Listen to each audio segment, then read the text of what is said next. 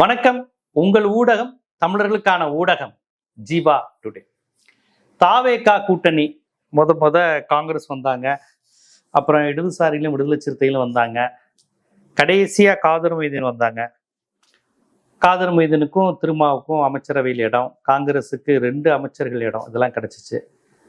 அதற்கு பிறகு பார்த்தீங்கன்னா வைகோக்கு அமைச்சர் பதவி எதுவும் இல்லை, கூட்டணி இல்லை. இருந்தாலும் இந்த விஜயை பத்தி யாராவது பேசுனீங்கன்னா நான் தான் கேடைமா நின்று காப்பாற்றுவேன் அப்படிங்கிற அந்த இடத்துக்கு வந்திருக்காரு. ஆனா இவ்வளவு பேர் உயிரை கொடுத்து விஜயை காப்பாத்தினாலும் விஜயோட பிளான் இவங்க யாரையுமே நம்பல. எனக்கு விசில் சின்னத்துல 120 சீட்டு வேணும், சும்மா 108 சீட்டு விசில்ல இருந்து மீதி ஒரு 10-12 இவங்களுடைய ஆதரவுல 120 வர்றது எனக்கு உடன்பாடு இல்லை. எனக்கு 120 சீட்டுமே எனக்கு விசில் சின்னத்துல வேணும் அப்படிங்கிறதுல உறுதியாக விஜய் இருக்கார். அதற்காக அவர் தனியா எம்எல்ஏக்களை பேசிக்கிட்டு இருக்காரு. வைகோ கூட நீங்க எம்எல்ஏக்களை ராஜினாமா செஞ்சுட்டு வாங்கன்னு இருக்காரு.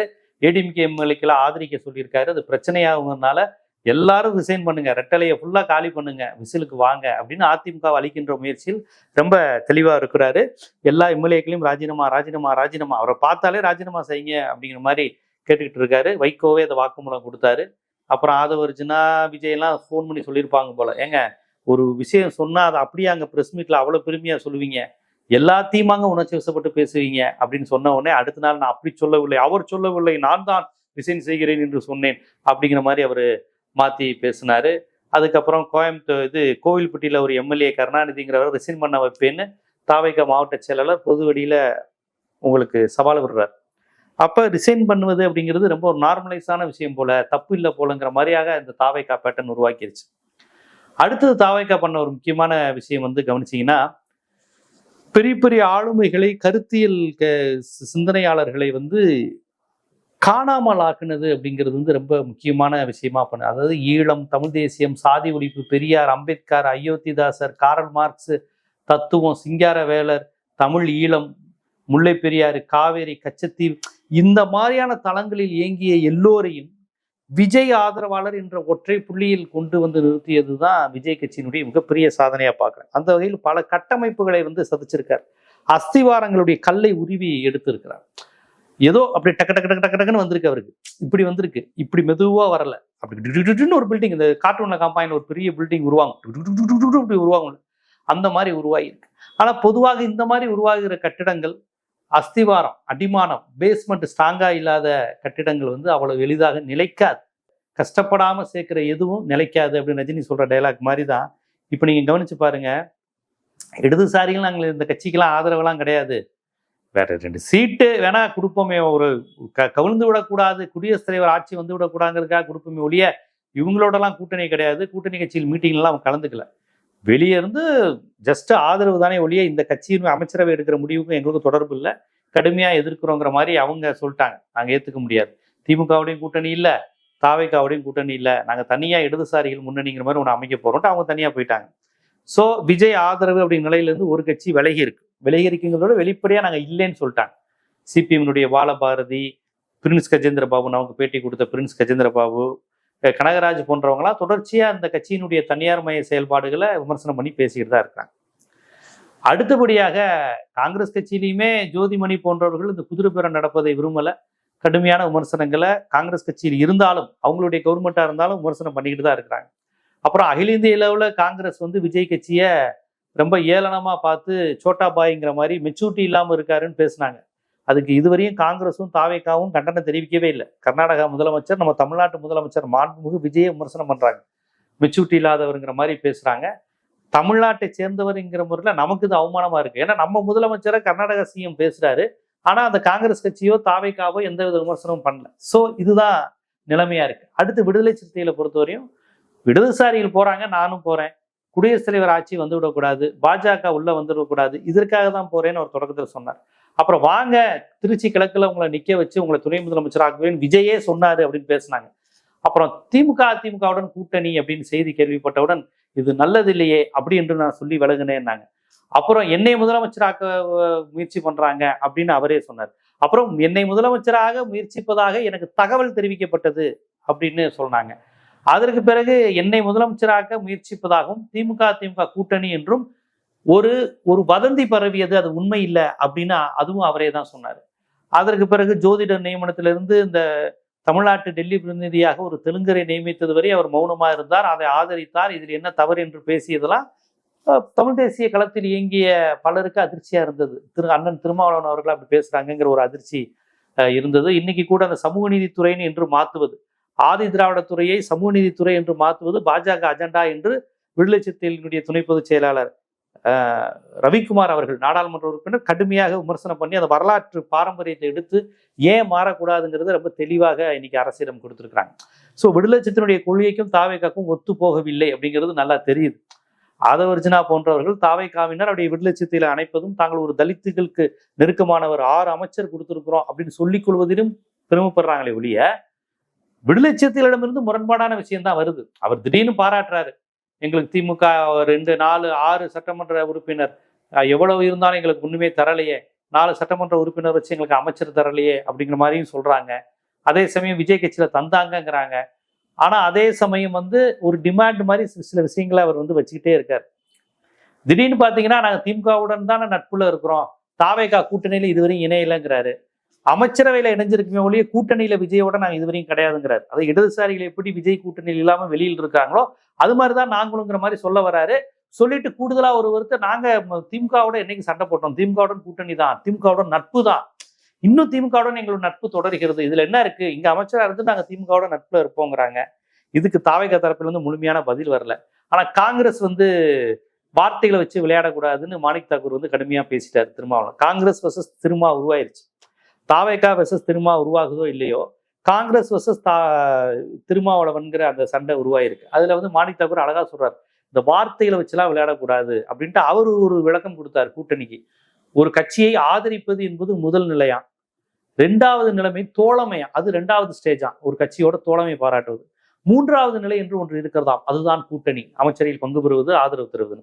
இந்த 3வது நிலையில் காங்கிரஸும் முஸ்லீம் லீக்கும் இருக்காங்க போல, ஆதரவுங்கிற முதல் நிலையில் இடதுசாரிகள் இருக்கிறாங்க போல.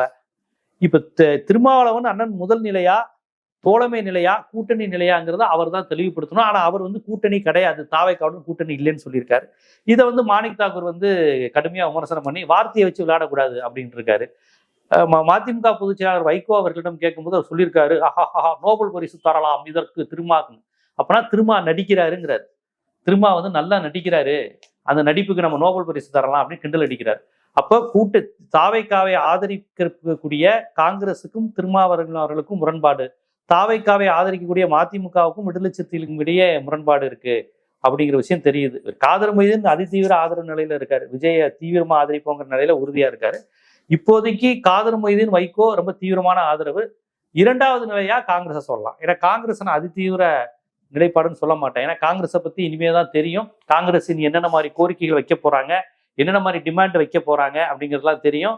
அது மட்டும் இல்லாம காங்கிரஸ் கிட்டத்தட்ட பாஜகவின் அஜெண்டாவான கல்லூரி துணைவேந்தர்களாக RSS காரங்களை நியமிக்கக்கூடிய வேலையிலும் ஈடுபட போறாங்கிற ஒரு தகவல் வருது. கேரளாவில் அதற்கான வேலையில் அவங்க ஈடுபட்டுட்டாங்க, தமிழ்நாட்டிலையும் செய்ய போறாங்க. நல்லா கவனிச்சு பாருங்க, திராவிட கட்சி இல்லாத ஒரு அமைச்சரவை அமைந்த உடனே RSS காரர்கள் துணைவேந்தர்களாக நியமிக்கப்பட வாய்ப்பு இருக்குங்கிற அபாயம் வந்துருச்சு. கேரளால நடந்துருச்சு, இங்க வந்துருச்சு. திமுக அதிமுக இருந்தா அது நடக்க வாய்ப்பு இல்லை. முதல்வர் தான் இருக்கணுமா துணைவேந்தரான்னு கேட்டாரு பாருங்க காங்கிரஸ் மினிஸ்டர். இதுதான் துணைவேந்தர்களாக கல்விக்குள் RSS-ஐ புகுத்தணும், இந்துத்துவாயை புகுத்தணுங்கிறது தான் RSS அஜெண்டா. RSS மாதிரி கொள்கை ரீதியான அமைப்பு எதுவும் கிடையாது. கல்வியை காவிமயமாக்குவோம், இராணுவத்தை தேசியமயமாக்குவோம், இதுதான் அடிப்படை கொள்கை. 1925 வச்சது 100 வருஷம் தமிழ்நாட்டிலே கொண்டு வந்துட்டாங்க. கல்வி காவிமயமாக்கணும். கீர்த்தனாலாம் போய் அரசு பள்ளியை அவமானப்படுத்துறாங்கன்னா சாதாரண கிடையாது. இவங்களுக்கு ஒரு பெரிய ரோல் இருக்கு. தனியார் பள்ளிகளை ஊக்குவிக்கணும், அரசு பள்ளிகளை அவமானப்படுத்தணும். அரசு பள்ளிகளுக்கு கட்டுமானம் இல்லை, பிரைவேட்டு தான் சரி அப்படிங்கிற அந்த மைண்ட் செட்டு. அடிக்கடி மின்தடை இந்த மாதிரி நடக்குதுன்னா பிரைவேட்டு கொண்டு போகக்கூடிய வாய்ப்பு. இது எல்லாமே பிஜேபி அஜெண்டா. தனியார் மயமாக்கல், திராவிட இயக்கத்தை கொச்சைப்படுத்துதல், திராவிட கட்டுமானங்களை இழிவுபடுத்துதல், இது எல்லாமே RSS அஜெண்டா. பாத்தீங்களா, கல்விக்குள்ள காலேஜுக்குள்ள வந்துட்டாங்க பாருங்க RSS. துணைவேந்தரா யாரை நியமிக்க போறாங்கன்னு தெரியல. அப்ப ஒரு காங்கிரஸ்க்கு அமைச்சரவை பதவி கொடுத்த அடுத்த நிமிடம், ஒரு தேசிய கட்சிக்கு அமைச்சரவை கொடுத்த அடுத்த நிமிடம் தமிழ்நாட்டில் RSS உள்ளே வருகிறது. மாநில கட்சியும் திராவிட கட்சியும் இருக்கும்போது நடக்கல. சோ அதை தான் சொன்னேன், இந்த விஜய் கட்சி தான் வளருது தான் அழியுதுங்கிறது செகண்டரி. எல்லாருடைய அடிமானத்தையும் அசைச்சு பார்த்துருச்சு, ஆளுமைகளையும். நான் பிராமின் கான்சியஸா இருந்தவங்க, தமிழ் தேசிய உணர்வோட இருந்தவங்க, இடதுசாரி சிந்தனையோட இருந்தவங்க, தலித் அரசியல் பேசிய ஆளுமைகள் எல்லாருடைய அடிமானத்தையும் பேஸ்மெண்ட்டையும் ஆட்டி வச்சிருச்சு. நம்ம வியந்து பார்த்த ஆளுமைகள் எல்லோரையும் வேற வேற இப்படிலாம் இவங்க பேசுவாங்களா, இவர் எப்படி பேசுவாரு, சேச்சே அப்படிலாம் நம்ம நினைத்து கொண்டிருந்த அனைவரையும் அப்படியே மாத்தி பேச வச்சிருச்சு. ஆர்எஸ்எஸ் பிஜேபியை நார்மலைஸ் பண்றாங்க. ஆர்எஸ்எஸ் கொள்கை, இந்துத்துவ கொள்கை, பாஜக கொள்கை, தனியார் மய கொள்கையை நார்மலைஸ் பண்ணக்கூடிய ஆபத்து தமிழ்நாட்டில் வந்து கொண்டிருக்கிறது. அதைத்தான் நான் சொல்றேன். எனக்கு வந்து தனிப்பட்ட கட்சி விருப்பம் கிடையாது, வெறுப்பும் கிடையாது. எனக்கு என்னுடைய தத்துவம் சமூக நீதி அரசியல், சாதி ஒழிப்பு, தமிழர் விடுதலை, தமிழ் தேசிய அரசியல், இங்க நம்ம ஈழ ஆதரவு, முல்லை பெரியாறு, காவிரி, கச்சத்தீவு, அரசு பள்ளி மாணவர்கள், தனியார் மய கொள்கை எதிர்ப்பு, உலகமயமாக்கல் எதிர்ப்புங்கிற நாம இத்தனை ஆண்டு காலம் கட்டி காத்து வந்த நமது தலைவர்கள் நமக்கு கொடுத்த வாக்குறுதி. விடுதலை சிறுத்தையில் இருந்தால் தனியார் மயம் வராது, இடதுசாரிகள் இருந்தால் தனியார் மயம் வராது, இடதுசாரிகள் இருந்தா சாதி ஒழிப்புக்காக பேசுவாங்க, திராவிட கட்சிகள் இருந்தா மாநில சுயாட்சி. சோ திராவிடம், இடது, தலித் அரசியல் மூணும் பின்னி பிணைந்து இருந்தது. காங்கிரஸ் கட்சியும் அப்படிதான் இருந்தது, நான் பிராமின் கான்சியஸோட இருந்தது. வடக்கு இருக்க காங்கிரஸ் மாதிரி இல்லை, மிகச்சரியான திராவிட கொள்கையுடன் காங்கிரஸ் கட்சி இருந்தது. கோபநாக்கள் இருந்தாங்க, பீட்டர் அல்போன்ஸ்கள் இருந்தாங்க.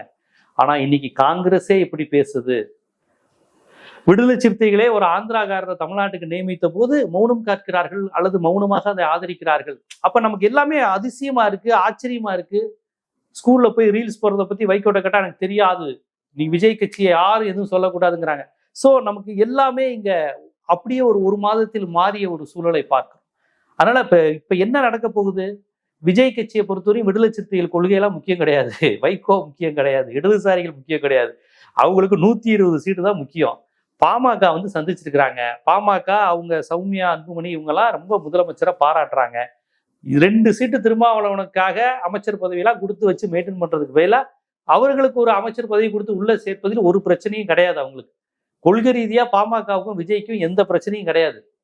என்ன பாமகவினுடைய கொள்கையோட விஜய் மாறுபட போகிறாரு? விஜய்க்கு எந்த கொள்கையோடையும் பிரச்சனை கிடையாது.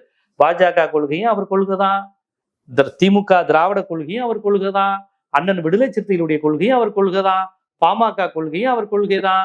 யாராவது சோப்பு துண்டு போட்டு வந்தாங்கன்னா வாங்கண்ணா உங்க கொள்கையும் நம்ம கொள்கை தான், காங்கிரஸ் வாங்கண்ணா நம்ம கொள்கைங்கன்னா எல்லாமே அவர் கொள்கை தான். அதனால அவருக்கு எம்எல்ஏ சீட்டு எத்தனை எண்ணிக்கையில இருக்கு? விசிகேக்கு வெறும் 2, இங்க 4 அப்படிங்கிறப்ப அவர் பாமகவுடன் போவதற்கான வாய்ப்பு இருக்குங்கிற செய்திகள் இப்ப வந்து கொண்டு இருக்கிறது. அதனாலதான் விடுதலை சிறுத்தைகள் ரொம்ப தெளிவா, நாங்க ஸ்டாலினுடன் நட்புடன் தானே இருக்கிறோம், இன்னும் நாங்க கூட்டணியில தானே இருக்கிறோம், இன்னும் நாங்க நட்பு தானே, தாவைக்காவுடன் கூட்டணி இல்லையே, நாங்க எப்ப கூட்டணி வச்சோம் அப்படின்னு அவர் கேட்கக்கூடிய நிலை வந்திருக்கு. தாவைக்கா வெற்றி பெற்றது எனக்கு மகிழ்ச்சி இல்லைன்னு ஓப்பனா சொல்றாரு விருது வழங்கும் விழாவில். அமைச்சரவையில் பங்கு பெற்று கொண்டே இந்த கட்சி ஜெயிச்சதுல எங்களுக்கு உடன்பாடு இல்லைங்கிறார். கூட்டணி நட்புன்னு பார்த்தா ஸ்டாலினுடன் இன்னும் தொடர்கிறது, இன்னும் இருக்கிறதுன்னு சொல்றாரு. இந்த பக்கம் பார்த்தா விஜய் வந்து சரி நீங்க சொல்லிக்கோங்க நான் கூப்பிட்டு அன்புமணி ராமதாஸோட பேசிக்கிட்டு இருக்காரு. கேட்டா அந்த சாதிவாரி கணக்கெடுப்புக்காக போனோன்னு அவர் சொல்றாரு. இப்படி சொல்லிதான் வைகோ உள்ள நுழைஞ்சாரு, ஸ்டெர்லைட்டுக்கு நிறுத்துறதுக்காண்டி போனேன் அப்படின்னு. ஸோ ஏதோ ஒரு காரணத்தை சொல்லிட்டு முதலமைச்சரோட நெருங்கக்கூடிய நிலையில் பாமக வந்துருச்சு. பாமக வந்தாங்கன்னா அவங்களுக்கு ஒரு அமைச்சர் பதவி கொடுத்துட்டு விடுதலை சிறுத்தைகளை வெளியேற்றக்கூடிய வாய்ப்பு இருப்பதால் விசிகாக்கு வந்து இப்படி நாங்க திமுகவோட இருக்கிறோம், தாவைக்கா ஜெயிச்சதுல மகிழ்ச்சி இல்லைங்கிற ஒரு விஷயத்த சொல்லியிருக்கிறாங்க. ஆனா ஆதவ அர்ஜுனா இந்நேரம் என்ன ரிப்போர்ட் ரெடி பண்ணியிருக்காரு, எப்படி பிளான் பண்ணலான்னு கண்டிப்பா பிளான் பண்ணியிருப்பாங்க. அவங்க கரூர் பிஸியில இருக்கிறாங்க, கரூருக்கு போகணும், கரூர்ல இருக்கக்கூடிய அந்த எதிர்மறை எண்ணத்தை காலி செய்யணும், அதை லீகலாகவும் சட்ட ரீதியாகவும் அதை சரி செய்யணுங்கிற அந்த வேலையில அவங்க பிஸியா இருக்கிறாங்க. இதுல விசிகா வந்து இந்த கூட்டணியிலிருந்து விலகுவது போல் அல்லது கூட்டணியில நான் பெருசா இல்லை என்கிற போல் காண்பிப்பது போல் காண்பிச்சிருக்கிறாங்க. அதை ஈடுகட்ட 2 போனா போட்டும் 4 சேர்த்துக்கோன்னு பாமகவில் சௌமியா அன்புமணிக்கு ஒரு அமைச்சராவதற்கான வேலையில் அவங்க ஈடுபடுறாங்க. இதை ஏற்கனவே நான் பேட்டி எடுத்த அப்பாவும் 1 மாதத்துக்கு முன்னாடி இதை சொன்னாரு, பாமக வரப்போது பாரு தம்பி அப்படிங்கிற மாதிரியான விஷயங்கள் பண்றாங்க.